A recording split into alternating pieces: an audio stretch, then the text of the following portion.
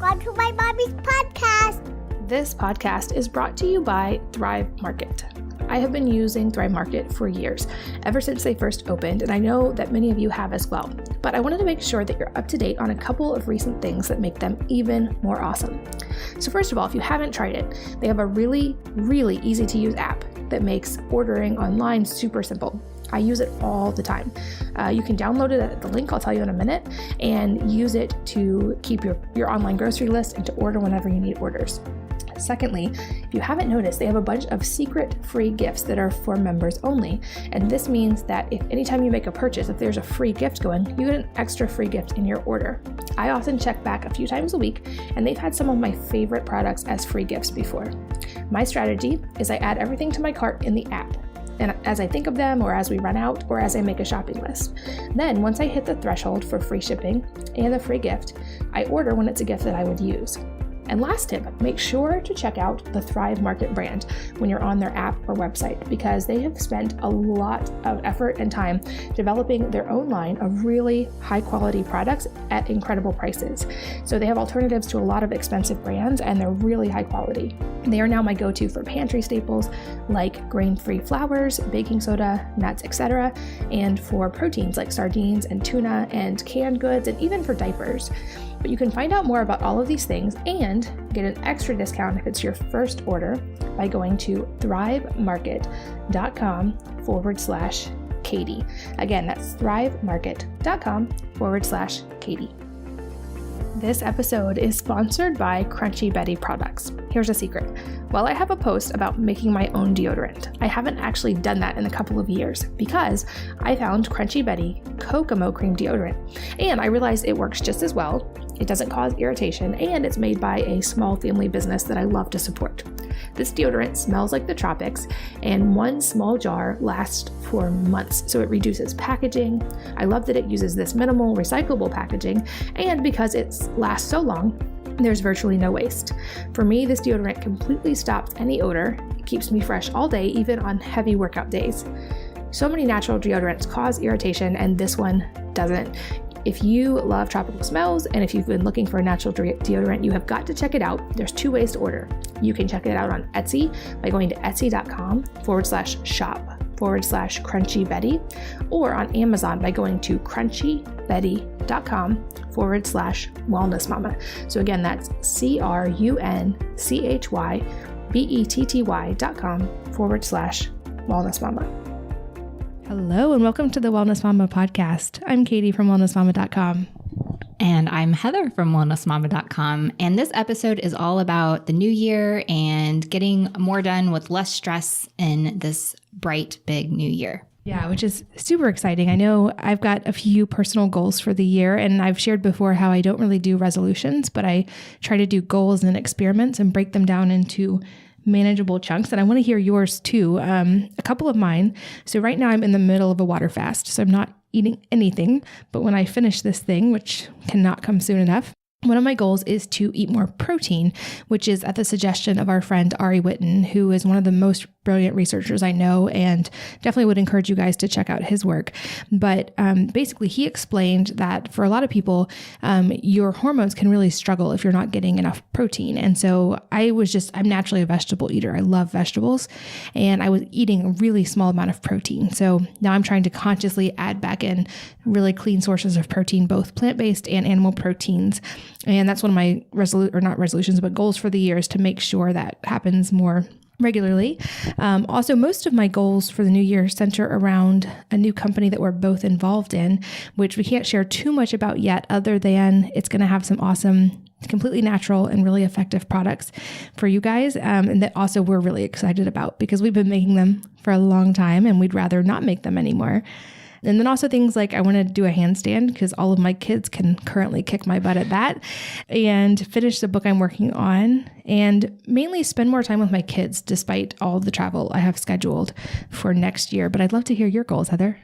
Well, first of all, I love your goal approach. I know you wrote a post about why you are doing experiments instead of goals. And I love it because I'm one of those people who, if I set out to do something, I will check it off my list, even if it doesn't make any sense anymore. Even if life has kind of taken a different direction, I will still want to check it off my list just because that's who I am. So looking at it as an experiment gives me a way of looking at it that allows me to sort of adjust and shift over time, just in a dynamic way, because life changes. And so love that. I would say I've got a few. One of them is that I've been doing a lot of research on essential oils from like a component blending standpoint and a chemistry standpoint. And one of the things that I haven't done before is actually visit an essential oil distillery. And so I'd love to do that this year somewhere in the US, because there actually are some great small distilleries here. And I want to take my daughter because she is so into this kinds of stuff. She loves cooking. She loves natural remedies. And I just think it would be a really fun mother-daughter trip. So, and my husband's totally not interested. So I'm excited to have someone that will be interested with me. I also want to teach my 8-year-old to cook. I mean, he already can to some degree, but he's at that developmental stage where he's showing signs that he's like sort of ready to level up. And I just love this stage because it is an investment to teach kids to cook, but it's worth it because all of a sudden you're like sitting, at the table, sipping your coffee and your kids are making breakfast. It's just amazing. And so on that note, if you are wanting to do the same thing, I totally recommend Katie Kimball's course, Kids Cook Real Food. It has been amazing for us. And it just gets easier with each kid and faster. So it's worth it just to go ahead and to start with wherever you are and whatever time you have, even just the little progress that you can make, it kind of snowballs faster than you would think. It's totally awesome. Gosh, what other ones? Okay, so a few months ago, when Hurricane Michael happened, one of my big things that was stressful for me is that there were some things in storage that I couldn't get to because we had very little time to sort of evacuate. And one of the things that was in there was a book of poetry that my dad wrote before he died. And he passed away when I was young. It's one of the reasons that I'm so invested in living a holistic and healthy lifestyle, because I know that lifestyle affects certain genetic predispositions that we have. And my dad passed away really young from cancer. And so one of the things that really hit me hard during that evacuation was that I realized that that book was in storage, that I definitely didn't want it to get damaged. And I actually went and got it after. And it's funny because I felt so strongly about it, but I couldn't truly open it and read it because it's connected to a lot of emotions for me that I didn't realize until that exact moment where I thought I might lose it are unprocessed. And so one of the things I'm doing this year is focusing on emotionally processing those words that he wrote, because if I'm going to be really honest and vulnerable, I haven't read it since I was about 12 because I read through it once and it was really hard. And I haven't been able to get through the first few pages ever since then. So I'm using some emotional techniques to process through that. And actually my goal this year is to read it, not to rush it, but to actually really read it and let it filter through my experience now and to get on the other side of it and to be at peace with it. That's awesome. And I think also something you're doing really a great job at right now that we could learn from is just learning to prioritize self-care a little bit. I think that's the hardest thing for moms. And if we're talking about productivity and getting things done, or especially stressing less, I think that's a huge needle mover, but it's also maybe like the hardest thing to actually start doing, because as moms, we want to make sure everybody else is taken care of and the kids are okay and our husbands are okay. And it's hard we feel selfish when we take time for ourselves. And so I love that you have started making that a priority. And I know that's been an inspiration to me in trying to prioritize that. And to that point, one thing we wanted to make sure we mentioned briefly, something that's a stress relief for both of us, I know, is sauna use. And we also both love red light therapy.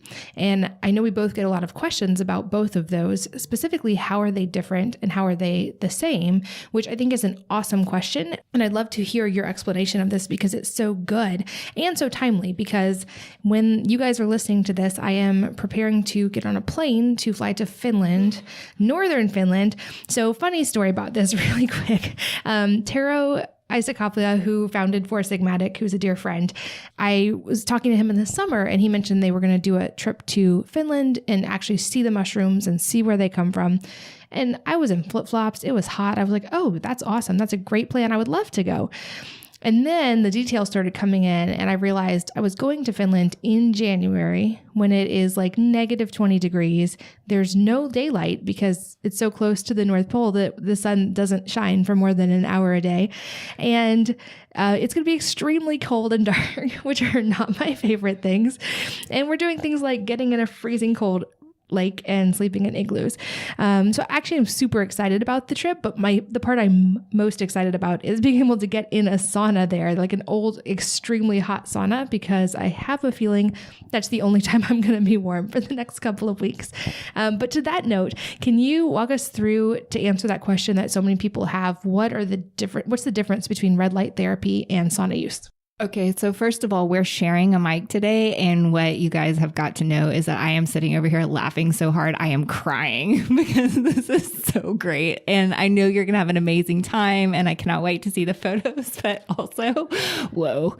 Yeah, I think this is such an interesting question. And they're so similar in a lot of ways. Like they both impact metabolism in beneficial ways. They both support detoxification, although in different ways.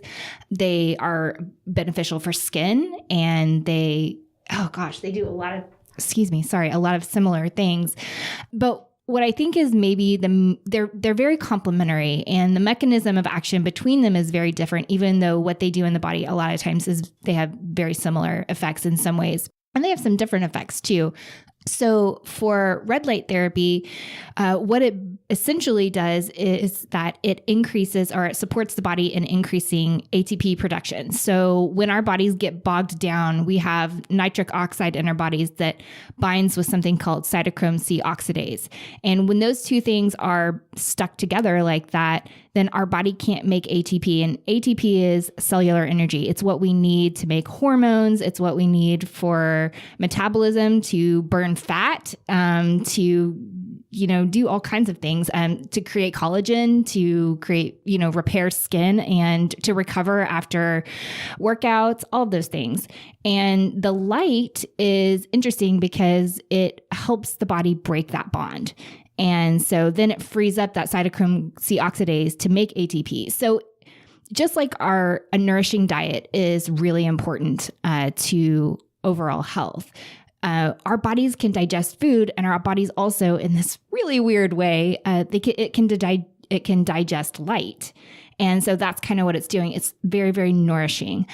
Sauna therapy is a little different. I would say it's kind of more like exercise in that it's hormetic stress. It's beneficial stress that turns on all of these genes that make us stronger and stimulate repair and all of these things. So it triggers cleanup mode and can do a lot of other things too, like engages that fight or flight response in a beneficial way. So it gives us sort of like a short-term stress, but then it lowers stress levels overall, like cortisol levels. They did a study where they were doing, some people, did sauna sessions in the morning, some in the evenings. And the people who had sauna sessions in the evenings, they had higher fat metabolism. And they were trying to figure out how that was working. And it looked like basically what it was doing is it was affecting cortisol levels at night. And somehow that beneficial supportive effect on the body's hormones had like an overall effect. So they do a lot of similar things, but one is doing it by nourishing the body and one is doing it by challenging the body in a way that makes the body respond and be stronger. Yeah, I think that's such a good explanation. And it's one of those things where I don't know that I could pick a favorite. I think they, like you said, they're so complementary and they're both such a part of my life now. I feel the difference from them.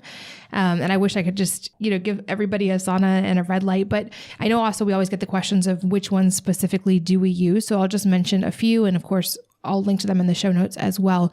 We both have a Joovv light and there's now a little one that's much cheaper. It's called the Joovv Go. So I'll put a link for that in the show notes. And then we've both over the years tried various kinds of saunas, and between the two of us and just in our community, we pretty much have access to all the kinds of saunas. but both Clearlight and Sunlighten both now have an infrared sauna that also has red light therapy attached. It's chronotherapy. So it's not going to be quite as intense as like a Joovv light. It's not going to have quite the same benefits, but you'll still get some of the benefits from that. And they've put those in the saunas. And then there are also traditional saunas, which get up to much higher temperatures potentially. Some can get over 200 degrees Fahrenheit.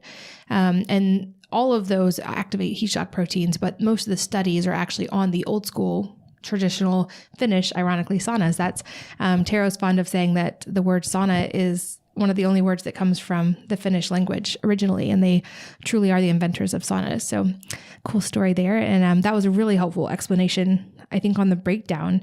Another thing, we both are big readers, and I know we've both been putting in a lot of time reading lately over the holidays with a little more time to read and just over the last few months. And I think we both have a few books that I would recommend for mindset and productivity. So on the note of trying to be more productive and less stressed. And I would love for you to go first on this one, because I love the book you read, and I actually personally want to hear so much more about it.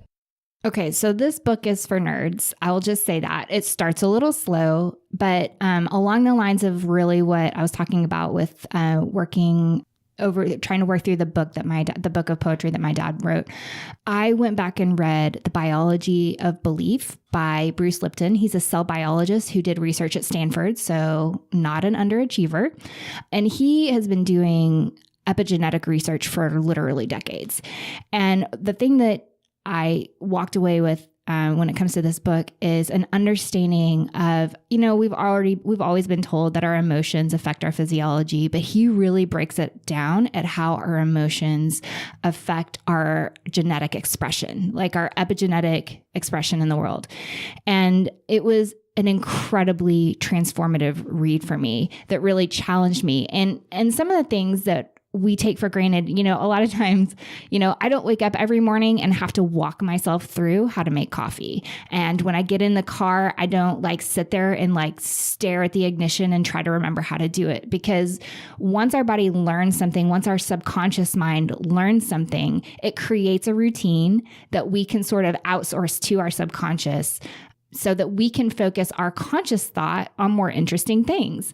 Unfortunately, we all kind of come into the world, or, when we're really young, and we lay down patterns or understandings of the world that aren't conscious at all, but continue running even long after they're not serving us. And so this Biology of Belief book really helped me understand, at a physical level, what that looks like, how it affects DNA expression, and it challenged me to really look at emotions differently as not something that I can consciously change just by wanting to change them, or even not even sometimes being aware of them. But it challenged me to look at things differently.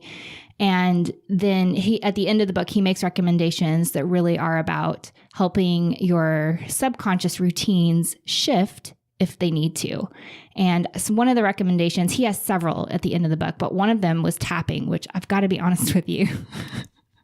I'm always could there just be a less weird looking way to work through emotions? And so I did read a book on tapping, and there is solid research behind it. And it actually has some pretty interesting roots in research and good stuff. But I have started doing it, and it's been an interesting journey.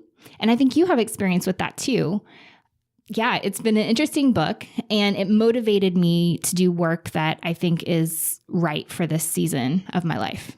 Yeah, I think that's why it's so amazing for moms. And I share your skepticism. For many years, it was one of those things I just pretty much avoided, partially because it looks a little ridiculous, to be fair. And also it seemed kind of woo. And I've always joked that I'm allergic to woo. But when I started really delving into it, there's actually, like you said, a lot of research about it. And more importantly, when I tried it, it brought up stuff that years of talk therapy didn't get through. And I'm not a crier. I don't cry when I have babies, and I cry like a baby when I did tapping.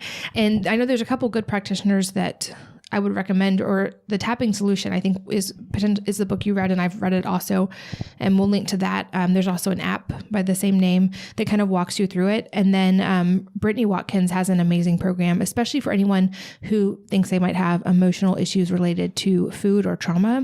that need to be released. So I'll make sure to link to her program as well.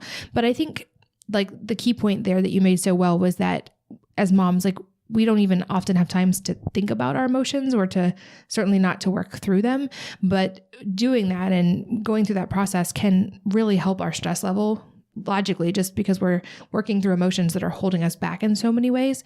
And also just they can help to increase productivity because we don't have to like give that even subconscious bandwidth every day to those patterns and those emotions. And I do think that moms are some of the busiest people on the planet, which can sometimes mean the most stressed out people on the planet. So the good thing about tapping is it doesn't take a lot of time, and it's really like free once you learn how to do it, but it can be a big stress reliever. And it's also something, I know the tapping solution now has tools for kids. So if your kids are struggling and you're seeing these things early on in your kids of anxiety or those kind of struggles, you can start to teach your kids the tools early on to deal with those without having to hopefully get those patterns that so many of us experience as adults. Totally. And that is a great book. And it goes into the research that, like you said, I mean, it really is there, which is surprising, but amazing. So tell me about the books that you've been reading lately that you love. Yeah. So I had another funny story, actually. I had a moment at the end of the year where I found in my notes on my phone my list of experiments that I was going to do this year and realized I had a couple that I had not finished yet. And I realized this, I think, 9 days before the end of the year. And so in 9 days, I had 12 books to read and I had to take the Mensa practice test. I don't even think I've told you this story yet. So my grandfather was in Mensa. My grandmother basically passed every practice test, but refused to take the test because she said that my grandfather already thought she was the smartest person alive. And so she had nothing to lose by not taking it. But if she proved him wrong, then she had a lot to lose. So she would never take the test, but I have no doubt that she would have been in Mensa if she tried. But it's just a society. It's ridiculous, basically, but a society of people who have really high IQs, but it kind of runs in my family. So it's been like a family goal. And I had forgotten that I had put that on my list to actually take the real test last year. But it turns out there were no tests between 9 days before the end of the year and the end of the year. So the best I could do was to take an online timed practice test. So that was pretty much the last part of my year. But some of the books that I read in the last part of the year that I thought were really good. One of them I've mentioned before, but these are the three ones specifically I feel like could help with the productivity and stress issues. And the first is Essentialism, the Disciplined Pursuit of Less. And the name kind of explains it pretty well, but it just helps you actually walk through in your life the things that you can let go of or systematize or get more efficient with to kind of let go of. And it really delves into so many things we think are so important that are not. And there have been people like Tim Ferriss and many others who have talked about trying to 80-20 our lives and figure out the things we do that are the most effective. And this was just another one that I think really does a good job of explaining that. Another was Atomic Habits, which I interviewed him on the podcast as well this year. And it was a really fascinating interview. We'll link to that in the show notes as well.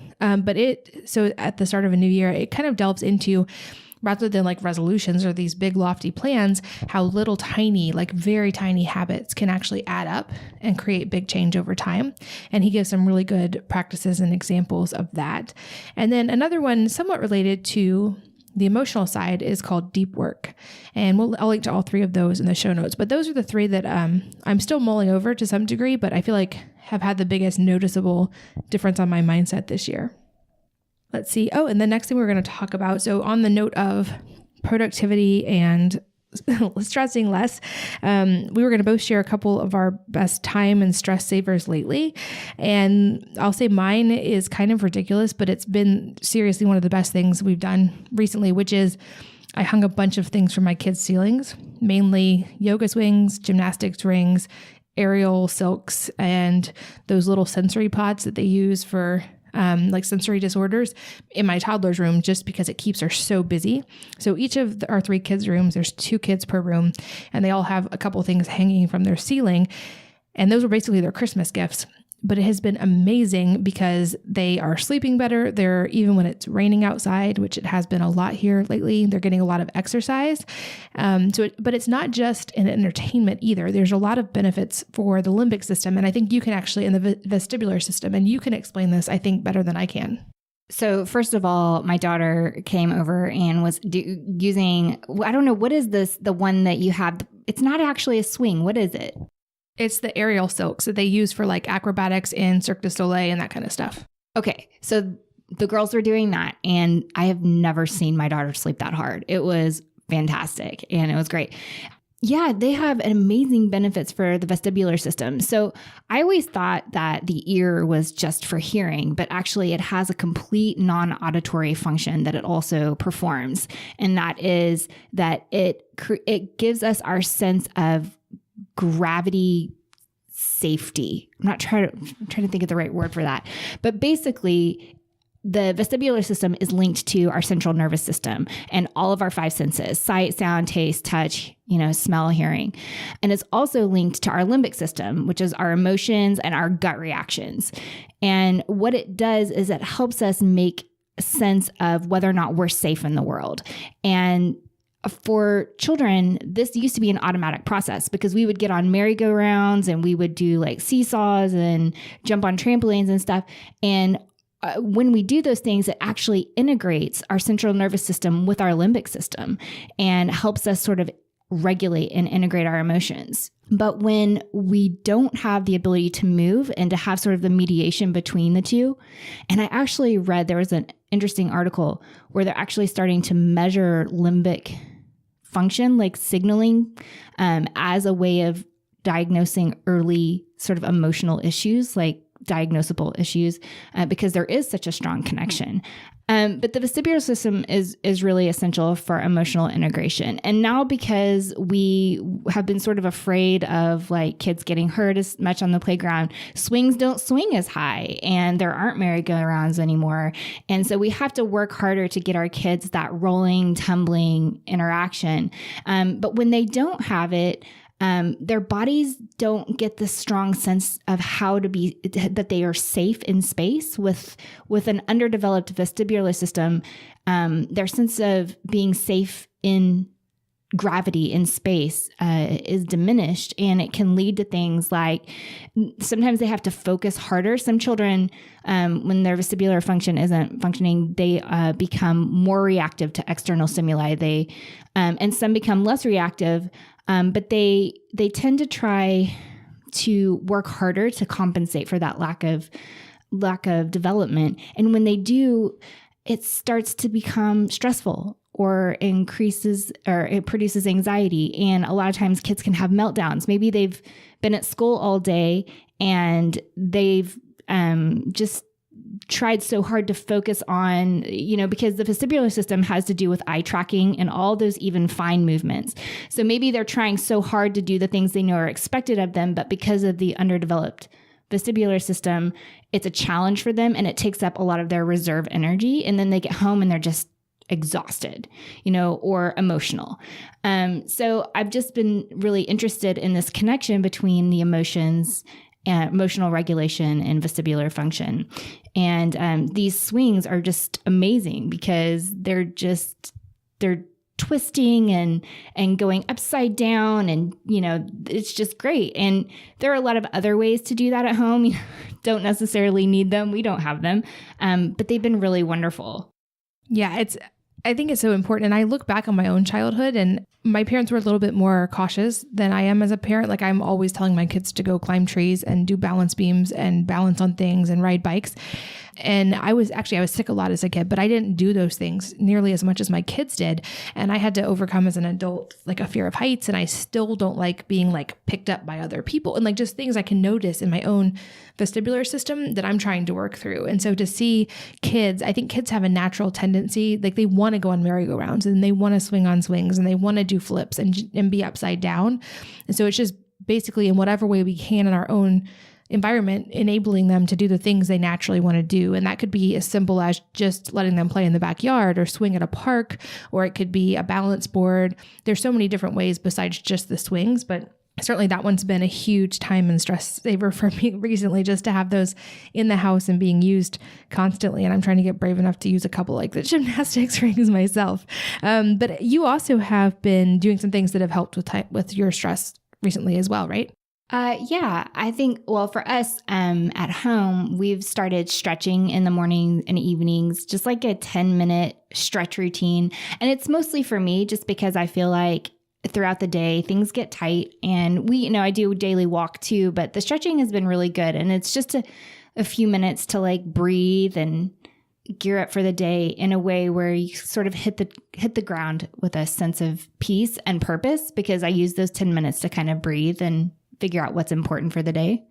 Yeah, I love that. And I would say a couple others that I know we both share as like tips and things that we use or turn to when there's stress. At least for me, I know CBD is a big one, especially my favorite brand right now is called Ojai Energetics, and they use a different extraction method that honestly, I'm still trying to understand the science of, but it's not oil-based and it's not solvent-based. So it's different than a lot of other types of CBD. And the first time I tried it, I didn't really expect to feel much because it would take a while for me to feel the result of like a liposomal or an oil-based one. And within 15 to 20 seconds, I felt a noticeable difference from it. And then I was like, okay, what's the difference? And I had to research and ask a ton of questions. And I've seen the same thing happen with friends who have anxiety or people who are used to taking CBD but take really large doses. They'll actually respond much more quickly to this one, which means you can use less of it. But that's something I've been using with my kids if they have trouble sleeping or have growing pains. And then just to echo, I know it's a tip I say every January, but as far as productivity and not being stressed, I can't overstate how much I think meal planning makes a drastic difference. And this is something I know we both do. Some friends of ours founded Real Plans, which is what I used to meal plan. I think you do as well. And it has an app on your phone. So you can meal plan, grocery shop, everything. The recipes are on your phone or your tablet or your computer if you want to use a computer. Or you can even print them. But I just find I save so much time by only having to shop once a week and pre-prepping food. So I'm not spending hours and hours every day in the kitchen. And I think mealtime can be one of the biggest stresses for moms, just figuring out what to cook every night. And then sometimes the kids don't want to eat with what you cook, or just all of the stress surrounding food. And so Real Plans has really helped me take the stress out of that. But do you have any thoughts on that? I love Real Plans. And the only thing I would say is that one thing that I've found really helpful is I print the easy recipes so that we have a little notebook in our kitchen. And that's for my kids because all of my kids are capable at one level or another. So the ones that are really, really simple, making condiments, making dressing, stuff like that, that's in a notebook. So when I'm doing the more complicated stuff, they're taking care of all those little easy things in the kitchen. And we get it done as a family. And I think it's made them more interested in the process. Like they care more about every meal. They take pride in it. And also it just gets me in and out faster. This podcast is brought to you by Thrive Market. I have been using Thrive Market for years, ever since they first opened, and I know that many of you have as well. But I wanted to make sure that you're up to date on a couple of recent things that make them even more awesome. So first of all, if you haven't tried it, they have a really, really easy to use app that makes ordering online super simple. I use it all the time. You can download it at the link I'll tell you in a minute and use it to keep your online grocery list and to order whenever you need orders. Secondly, if you haven't noticed, they have a bunch of secret free gifts that are for members only. And this means that if anytime you make a purchase, if there's a free gift going, you get an extra free gift in your order. I often check back a few times a week, and they've had some of my favorite products as free gifts before. My strategy is I add everything to my cart in the app. And as I think of them, or as we run out, or as I make a shopping list. Then once I hit the threshold for free shipping and the free gift, I order when it's a gift that I would use. And last tip, make sure to check out the Thrive Market brand when you're on their app or website, because they have spent a lot of effort and time developing their own line of really high quality products at incredible prices. So they have alternatives to a lot of expensive brands, and they're really high quality. They are now my go-to for pantry staples like grain-free flours, baking soda, nuts, etc., and for proteins like sardines and tuna and canned goods, and even for diapers. But you can find out more about all of these things and get an extra discount if it's your first order by going to thrivemarket.com/Katie. Again, that's thrivemarket.com/Katie. This episode is sponsored by Crunchy Betty products. Here's a secret. While I have a post about making my own deodorant, I haven't actually done that in a couple of years because I found Crunchy Betty Kokomo Cream Deodorant, and I realized it works just as well, it doesn't cause irritation, and it's made by a small family business that I love to support. This deodorant smells like the tropics, and one small jar lasts for months, so it reduces packaging. I love that it uses this minimal recyclable packaging, and because it lasts so long, there's virtually no waste. For me, this deodorant completely stops any odor, keeps me fresh all day, even on heavy workout days. So many natural deodorants cause irritation, and this one doesn't. If you love tropical smells, and if you've been looking for a natural deodorant, you have got to check it out. There's 2 ways to order. You can check it out on Etsy by going to etsy.com/shop/Crunchy Betty, or on Amazon by going to crunchybetty.com/wellness mama. So again, that's crunchybetty.com/wellness mama. Lastly, there's a lot of them actually, but things that we think are going to be trends for this year, especially in the health and wellness world. And there's quite a few of them, but I'm really excited to see some of these. I feel like the tide is starting to turn, and we're starting to see a shift in an integration of traditional and conventional medicine. And by traditional, I mean more like Chinese medicine or ancient traditions of medicine or natural versions. In fact, you actually sent me a study this week that I wrote down a quote from, because it was talking about how they're now using traditional Chinese medicine in cancer treatments that are getting clinically studied. And it's really drastic. And I think there's a lot of people in the medical world that are skeptical of the natural side. And conversely, there's a lot of people in the natural side who prefer natural alternatives who are very skeptical of conventional medicine. And I think we'll actually see the best result when we can all work together, and when those two sides can work together. The quote from this article was, "Don't throw the baby out with the bathwater," said Yang-Chi Cheng, a pharmacology professor at Yale School of Medicine. "People forget that one of the oldest cost-effective, scientifically proven drugs came from traditional medicine, which is aspirin."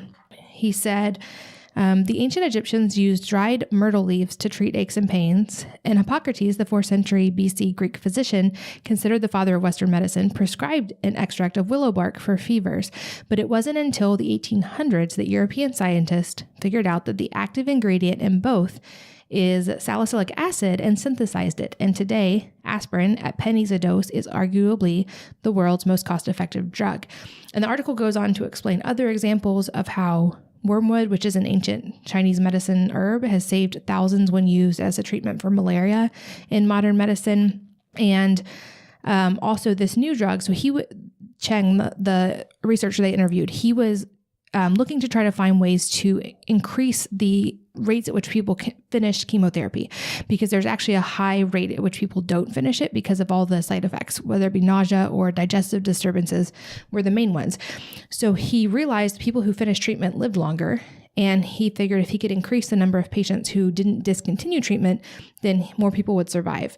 And so he was using traditional Chinese herbs to help these patients just get relief from their nausea and digestive struggles. But he noticed another side effect, which was that their cancer shrunk faster than those who weren't using the herbs, which has led to a whole new world of research. And the working name of the drug they're working on is called PHY-906. I'll put the whole article you sent me in the show notes, but I was so fascinated to see that we have researchers at some of the top universities in the country really actually looking at herbal medicine as like a conventional medicine treatments, which is really exciting. Yeah. And I think there's a lot of research also going on about mushrooms, and that, is it glycans? Am I saying it right? I think so. I never know because I'm always just reading the research papers. But their impact on natural killer cell activity and possible therapeutic applications. So, more and more, I feel like we're looking to traditional medicine for, ideas on even where to hunt in therapies for people who are really struggling with big things. So, yeah, it's amazing. Yeah, and another thing that came up in the news only a few weeks ago is there's a lot of new research on the placenta, because they used to think that a placenta was just kind of a throwaway support organ. And in fact, it literally gets thrown away pretty often. But what they're finding is that they can tell a lot about the baby's health and lifelong health outcomes based on the placenta, which is actually 90% formed by the baby and only 10% formed by the mom. And so they're now using a lot of resources to be able to do early diagnostics on the placenta that will let them do early interventions for health problems that they would see much later in pregnancy, like even preeclampsia or diabetes. They're looking at this across the board. So I'm really fascinated that they're finally looking at this thing that we for so many years thought was gross, or that you and I have both, I think, at different times consumed. And they're starting to understand just how amazing and cool it is. Let's see. Other things that I think will be growing trends for this year would be more knowledge about things like we talked about, sauna and light therapy, which are both to some degree traditional therapies that have now found modern methods. But I think there's just more knowledge growing about those. I think CBD is definitely still on the rise as far as... On that note, I came across a cardiologist recently who has a sauna for that very reason, because of the passive cardio aspect, and a cold tub. But I do think that it has hit mainstream because he's a very, very well-respected cardiologist. Yeah. And I know Rhonda Patrick, who we'll link to her in the show notes. You and I both love her work and her podcast, but she's really, she's a PhD and she's gone deep on the research on saunas and heat shock proteins. And I think when we have people like that, great minds that are advancing the research and the knowledge about it, we'll continue to see the science for what we already feel when we get in the sauna. And it's true about the cardio benefits too. I don't think people sometimes realize it has many of the same benefits as exercise. You're not going to get the muscle benefits. Like you're not going to gain strength from being in the sauna, but you get the increased heart rate, you sweat, it moves your blood more efficiently. So you actually get some of the same benefits of exercise. And that's why we see these statistics. Hope I'm remembering it correctly, but even just 4 sauna sessions per week, I think was the minimum dose. People saw noticeable reductions in cardiovascular risk and some of the risk factors of disease. So it's one of those things I'm glad we're finding more and more about. A couple other things I just from the research I'm seeing, I think, like I said, CBD is going up. From the mom side, I think we're going to see an increase in people being able to take digital detoxes and spend less time on technology. I think we've been in a cycle of technology growing and people loving it, which is obviously amazing and integrated in our lives in so many ways. But I think we're also starting to realize the downsides, and more people are working on ways to step back and not use technology as much. And to that note, I'll also link to an article about how to make, if you have an iPhone, how to make it work for you versus owning you. It was really helpful for me. And I check my phone much less now because truly only like messages and phone calls ping me. And then as far as just food or remedy-based trends, I think elderberries are still on the rise. I've seen so many questions come through on that this year. And then matcha tea also seems to be having a moment in the sun. Both Peak Tea and Four Sigmatic have good ones that we can link to in the show notes. And then the last 2 points, I'll speak to the first one, and then I know you can also speak to the second one about sunscreen use. But the first one being, I think we're going to see, I really hope we're going to see a continuation in the growing movement of reducing plastic. Hopefully you guys have seen the articles about single-use plastic and all the problems associated with that. In fact, some articles are now claiming that it's single-use plastic is as antisocial as smoking. And where we both live near the beach, I know there's been a big pushback against plastic straws because living on the beach, you can actually see the damage of plastic. And I recently wrote a post about this, about plastic in the ocean and plastic pollution and single-use plastic. But the statistics are really, really, really staggering. Like we're talking hundreds of billions of bottles every year that are created. Most are not recycled. Most end up in the ocean or in landfills. There is a floating plastic garbage dump between California and Hawaii that's bigger than Texas. It's three times the size of the country of France. And because of that, we're losing 100,000 marine mammals every year. We're losing 1 million seabirds every year. They have found plastic under several kilometers of ice in the Antarctic, which means it has fully saturated our planet. And most people think, oh, well, recycling will solve the problem. The problem is it won't, because A, we're not doing it enough. But even if we were, it costs more to recycle a ton of plastic than they can sell it for. So there's no financial incentive. And because there's not great sorting, because there's so many types of plastic, most things are just recycled into park benches or rugs or other things that will eventually like still end up in a landfill or in the ocean. And they're not being recycled into usable plastic bottles. So we're still creating all these new bottles all the time. And so my hope this year, and something I'm going to be talking about quite a bit this year, is that we will all be more cognizant of our plastic use. We already know that there's health consequences to plastic exposure, but I think we're really starting to see the ugly head of what it's doing to our planet. And I hope that it's something we can all take on. And that's the reason I wanted to talk about it today with you guys is I think moms, we have so much power because we buy so many of the products to really start shifting this. And it can be little things like just carrying water bottles instead of buying water bottles, or swearing off of any drink besides water that comes in a bottle because they're not healthy anyway. Or just trying to switch to buying at farmers markets or bringing our own bags to the grocery store. There's little changes that can add up to such big changes when we all do it. And I also hope that we'll start applying some corporate pressure, because even if all of us did all of those things, the large companies are still creating a lot of this plastic waste. And I think we're nearing a point where it's going to become drastically important to address this. So I'll put some more links on in the show notes about some practical steps on that if you guys are interested, but it's something I would really encourage everybody to look into more and to figure out how you can address in your own home, because not only are there health benefits, but truly, like, our kids and our grandkids need us to fix this problem now. And another one along the same note is rethinking sunscreens, because most people don't realize these have a planetary effect or a health effect. And it's something I know you and I have both written about. So I'm going to let you tackle this one first. Yeah, I remember I read a book by a PhD. I can't even remember. I think it was called Sunscreen Biohazard, and it was years ago. And basically it was from a scientist who was in Hawaii and noticed that the coral reefs were being affected by chemically based sunscreens. And I didn't know this was a thing at the time, but the chemicals in conventional sunscreen have a negative impact on ocean wildlife and coral reefs. And so they're getting banned. I think they were banned somewhere. Where was it recently? In Hawaii. It was Hawaii. So they were banned in Hawaii, and we're seeing a shift toward more awareness on that subject. So you and I both live near the ocean, and I actually take a walk every morning by the shore, and I pick up the plastic that we see, which is really, it's a long walk. So I come back hauling, whatever I find with me. So it is definitely something that I think about.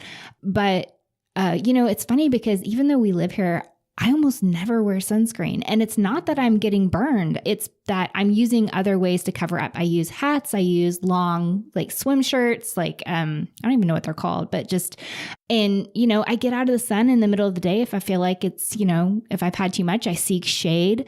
But, I do occasionally use sunscreen, but it's going to be a natural sunscreen with a zinc in it. That's a physical barrier that's protecting the skin that doesn't have that same negative impact.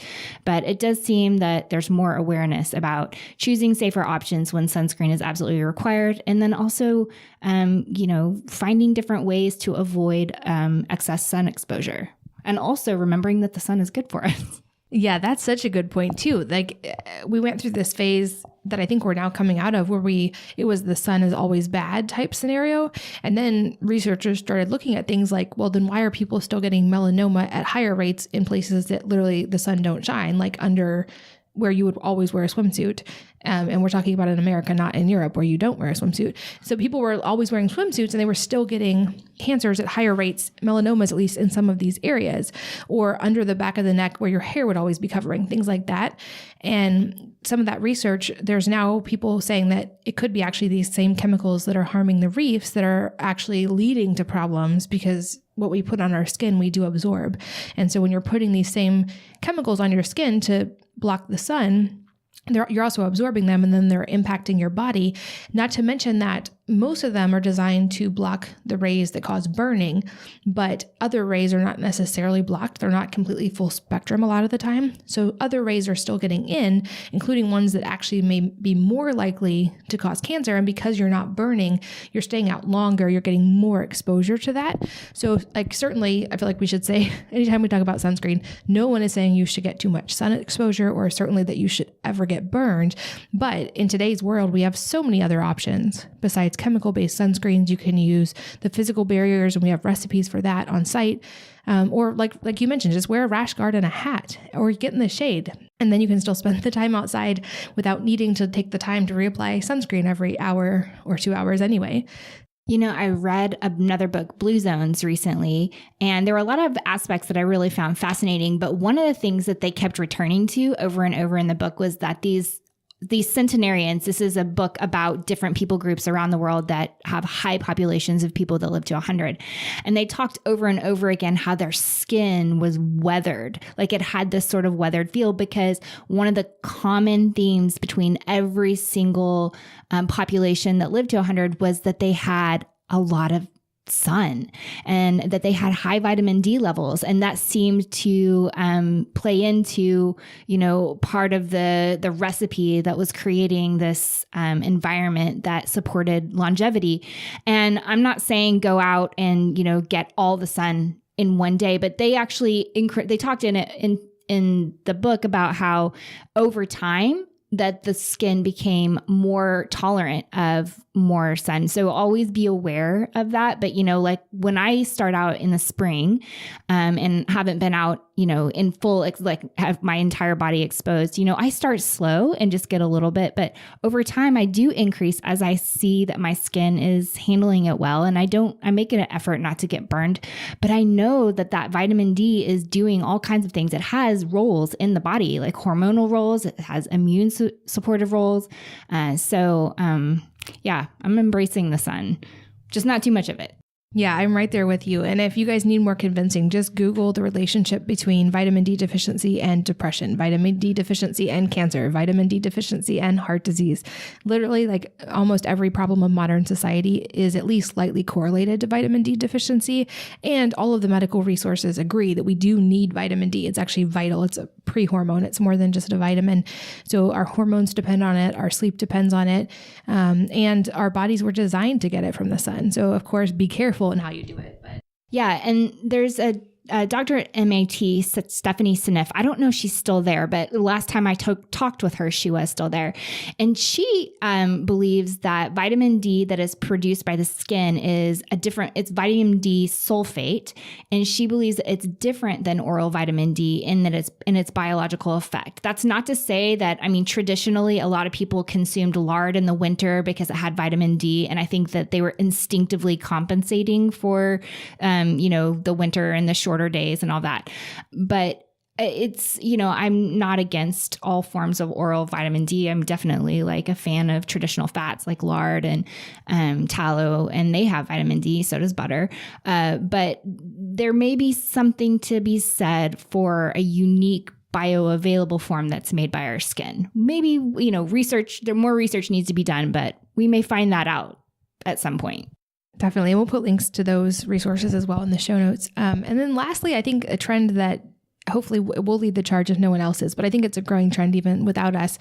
I think hopefully 2019 and beyond will be the time when women really get to especially moms get to claim their power and become the superheroes they already are in the public eye and realize what an important role we play in the future of society, because that's something that seems to have gotten a little lost since our grandparents' generation. Motherhood was once considered an extremely important role. And now I feel like there's so much pressure on us as moms, not just to be moms, but to do everything else too, and to have a career and to look perfect all the time and to not be stressed and to never yell at our kids and to have hobbies and to have so we're supposed to do all of these things, but there's not the support and the same respect for the fact that if just being a mom is an incredibly important job and affecting the next generation has ripples that can literally last for generations. And not only that, but we do control so much of the purchasing power in our country. And if we as moms step into that power and start making small changes over a couple of years, we can have a drastic change. And how appropriate that my little one is now asking a question. But we'll wrap up on that note. And just to say that we love you guys and appreciate all of the work that you do as moms and in families and to change the future of our country. And thanks as always for listening. And we hope you'll join us again on the next episode of the Wellness Mama podcast. If you're enjoying these interviews, would you please take 2 minutes to leave a rating or review on iTunes for me? Doing this helps more people to find the podcast, which means even more moms and families can benefit from the information. I really appreciate your time, and thanks as always for listening.